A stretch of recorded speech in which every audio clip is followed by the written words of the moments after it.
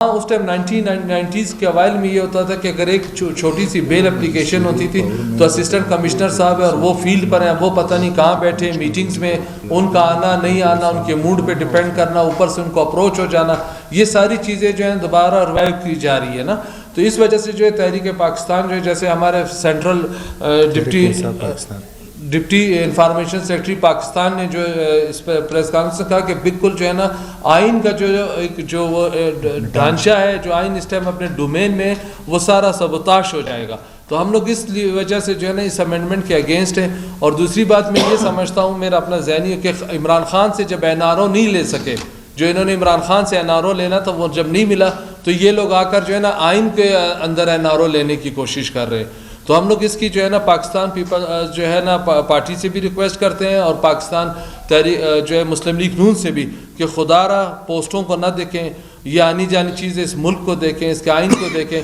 اور دوسری بات یہ کہ ہم آپ نے کل دیکھا کہ سینٹ کے اراکین اور قومی اسمبلی کے اراکین خود یہ اپنی اسپیچ میں کہہ رہے تھے کہ کون سی امینڈمنٹ ہے, ہمیں اس کی کاپیز دی جائے. اور شام کو جو Ali Zafar advocate supreme court ایک senior council x president supreme court bar ہیں, وہ شام کو پریس کانفرنس کے کہتے ہیں کہ ڈیورنگ دی سیشن جو ہے ہمیں جو ہے نا اس کی کاپی سپلائی کی گئی, اور اس پہ اور ہمیں 2 دن کا ٹائم دیا گیا.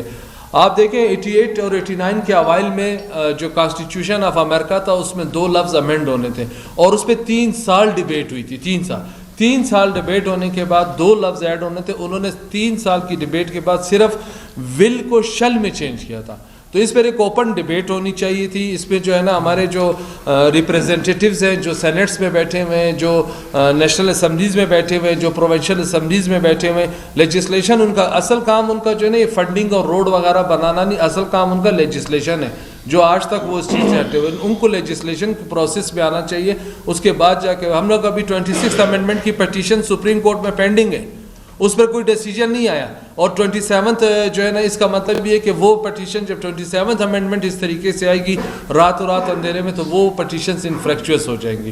تو ہم اس کی جو ہے نا انتہائی جو ہے پرزور مذمت کرتے ہیں, اور یہ ریکویسٹ کرتے ہیں کہ یہ امینڈمنٹ جو ہے اس کو فی الوقت واپس لیا جائے. اس میں وہ میں سوری ٹو سے جو ایگزیکٹو کی بات کر رہا تھا, مجسٹریسی نظام جو ابھی یہ پھر بحال کر رہے ہیں.